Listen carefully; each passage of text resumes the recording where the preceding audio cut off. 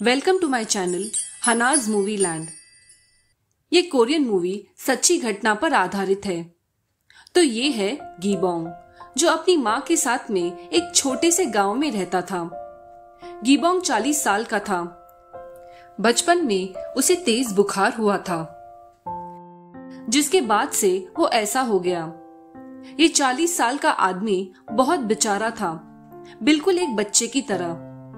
फिर भी उसे जिंदगी से कोई शिकायत नहीं थी। वो अपनी दुनिया में बहुत खुश था। उसे दौड़ना बहुत पसंद था। वो पूरे गांव में बिना जूतों के भागता। तभी अंकल, जो उस गांव के हेड है, वो कहते हैं, बेटा तुम कितना भागोगे, कभी तो आराम से चलकर जाओ। अंकल के बेटे चैन को गीबोंग पसंद नहीं था। यहाँ गीबोंग अपनी बूढ़ी माँ का बहुत ध्यान रखता। वही उसकी पूरी दुनिया थी। ऐसी हालत में भी वो रोज खुशी से गाना गाकर घर के सारे काम करता, ताकि माँ को तकलीफ ना हो, और थोड़े से पैसों के लिए गांव वालों का काम भी करता था और सारे पैसे ले जाकर अपनी माँ को देता। उसके दिल में सभी के लिए प्यार था, फिर चाहे वो इंसान हो या जानवर। उसे वेदर न्यूज देखना बहुत पसंद था और वो भी रिपोर्टर को कॉपी करता। एक ही नजर में उसे पता लग जाता। वो चिल्लाकर भागता कि बारिश होने वाली है। तभी औरत को हंसी आती है। वो सारे कपड़े अंदर लेकर आता है और सच में बारिश होने लगती है और इस औरत का सारा सामान भीग जाता है। यहाँ अंकल कॉफी शॉप में थे, जहाँ दूसरे गांव के लोग भी थे, जो अपने गांव की काफी बड़ाई मार रहे थे कि हमारे गांव से कोई प्रोसिक्यूटर बन गया तो कोई कॉमेडियन। पर आपके गांव से कौन है? वो गीबोंग, जो बिना चप्पल के भागता है। ये सुनकर अंकल को गुस्सा आता है। वो कहते हैं, क्या तुमने कभी उन गांव वालों की हेल्प की है? बड़े आए हंसने वाले।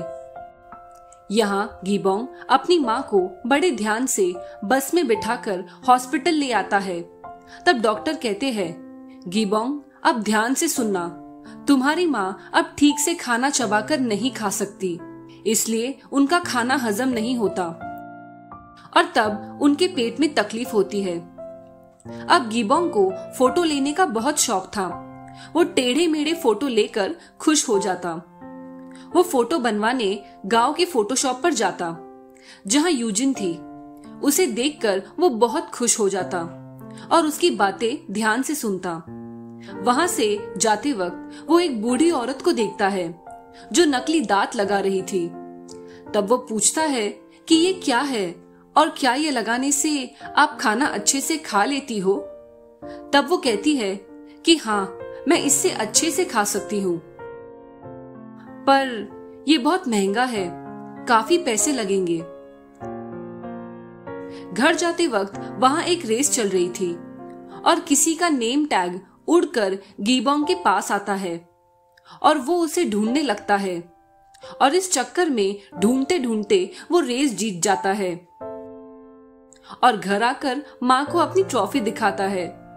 पर उल्टा बेचारे को काफी मार पड़ती है। उन्हें लगता है कि उसने ट्रॉफी कहीं से चुराई होगी। अब नेक्स्ट डे सबको पता चलता है कि हाफ मैराथन होने वाला था। तब उन्हें गीबोंग की याद आती है। तब ये अंकल वो पोस्टर लेकर सीधा गीबोंग के पास आते हैं और कहते हैं कि तुम ही हो जो हमारे गांव का नाम रोशन कर सकते हो, तुम्हें बस भागना होगा। अंकल वहां के हेड थे। वो पूरे गांव में अनाउंस करते हैं कि हमारे गांव से गीबोंग उस हाफ मैराथन में हिस्सा लेगा। ये सुनकर लोग बातें करने लगते हैं। तब अंकल का बेटा चैन कहता है कि ये इन्हें क्या हो गया है, वो उस बेवकूफ को रेस में कैसे भेज सकते हैं। तब ये लड़की कहती है कि तुम पहले अपने आप को देखो, जब देखो तब पीते रहते हो। वो ऐसे ही अपना टाइम वेस्ट करता था। यहाँ अंकल गीबोंग के लिए नए शूज लाते हैं। वो कहते हैं कि अगर तुम जीते तो तुम्हें बहुत पैसे मिलेंगे। ये सुनकर वो खुश होता है, क्योंकि वो अपनी माँ के लिए नकली दांत लाना चाहता था। तब माँ कहती है कि आप भी जानते हो, उसका शरीर नॉर्मल नहीं है, इसलिए मुझे चिंता हो रही है। तब अंकल कहते हैं कि आप बिल्कुल चिंता मत करो, मैं उसे ट्रेन करूंगा। और फिर उसकी ट्रेनिंग शुरू होती है। उसका पूरा दिन उसी में जाता। यहाँ चैन कहता है कि इसे सिखाने से अच्छा मेरी शादी करा दो, फिर मेरे बच्चे को सिखाना, वो इससे जल्दी सीख जाएगा। और जाते वक्त गीबोंग को गिरा देता है। अंकल भी उसकी हरकतों से काफी परेशान थे। अब अंकल उसे रोज प्रैक्टिस करवाते और बीच में वो काफी थक जाता। अब रात को घर की लाइट बंद देखकर उसे माँ की बहुत चिंता होती है और तब वो कहती है कि बल्ब खराब हो गया है। तब वो बल्ब चेंज करता है। इतने थकने के बाद भी वो माँ के लिए खाना बनाता है। अब एक दिन प्रैक्टिस करते वक्त वो यूजिन को देखता है और सीधे उसके पास चला जाता है। ये देखकर अंकल को बहुत हंसी आती है। यहाँ अब गांव वालों को सारा काम खुद करना पड़ता है। वो सब अंकल को बोलते हैं कि आप उस बेचारे को कितना तकलीफ दे रहे हो, ये आप गलत कर रहे हो। तब वो भी काफी सुनाते हैं कि तुम लोग गीबोंग से कम पैसों में सारा काम करवाते थे और अब वो नहीं है, इसीलिए तुम्हें गुस्सा आ रहा है। तब उन सबका मुंह बंद हो जाता है। यहाँ अपनी मम्मी की डेथ एनिवर्सरी में चैन लेट आता है। अंकल गुस्सा हो जाते हैं कि तुम जाकर गीबोंग से कुछ सीखो, वो कितना अच्छा है, और वो चले जाते हैं। नेक्स्ट डे वो गीबोंग से कहते हैं, बेटा तुम्हारी माँ तुम्हारे साथ हमेशा के लिए नहीं रहेगी, तब तुम्हें अकेले जीना होगा, पर मुझे पता है तुम सबसे अच्छे हो और मैं ये सबको दिखाना चाहता हूँ, इसलिए मैं चाहता था कि तुम इस रेस में हिस्सा लो। और अब उसे प्रैक्टिस करते हुए देखकर गांव वाले सब इम्प्रेस हो जाते हैं। पर एक दिन भागते भागते वो गिर जाता है। डॉक्टर कहते हैं उसके हार्ट की कंडीशन ठीक नहीं है। उसके पापा को भी दिल की बीमारी थी और ऐसे कंडीशन में वो कैसे भाग सकता है। अब ये सब बंद करना होगा। अब अंकल उससे अपने बेटे की तरह प्यार करने लगे थे। उन्हें बहुत बुरा लगता है, पर गीबोंग को कुछ पता नहीं था। यहाँ चैन ड्रिंक करके यूजिन के पास जाता है। वो कहती है कि तुम्हें गीबोंग से सीखना चाहिए। तब वो गुस्सा हो जाता है कि उस बेवकूफ से सीखने जैसा क्या है और उसकी एक्टिंग करने लगता है।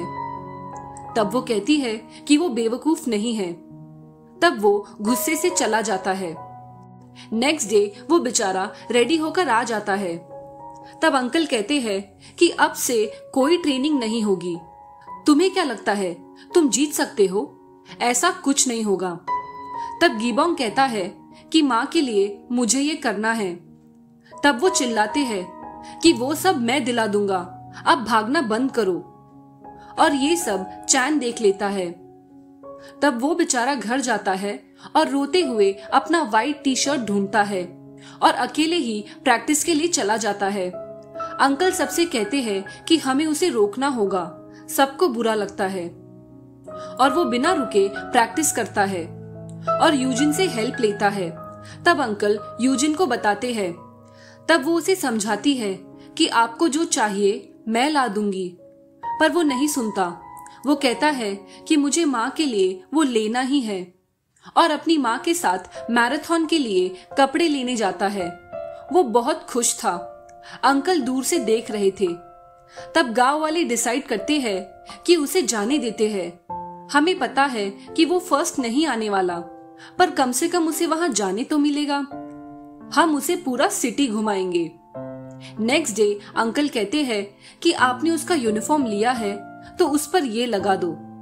गीबोंग बहुत खुश था। अब मैराथन के दिन सब रेडी हो जाते हैं। माँ रोते हुए कहती है, बेटा अपना ध्यान रखना। वो कहता है कि मैं जरूर जीतूंगा। तब वो उसे उसके नाम का बैंड देती है जो उन्होंने खुद बनाया था। वो बहुत खुश होता है। सारा गांव उसे विश करता है। वहां बहुत सारे पार्टिसिपेंट्स थे। यूजिन उसे न्यू शूज देती है और कहती है कि अगर आप थक जाओ तो चलकर जाना। और रेस स्टार्ट होती है। यहाँ माँ को घबराहट हो रही थी।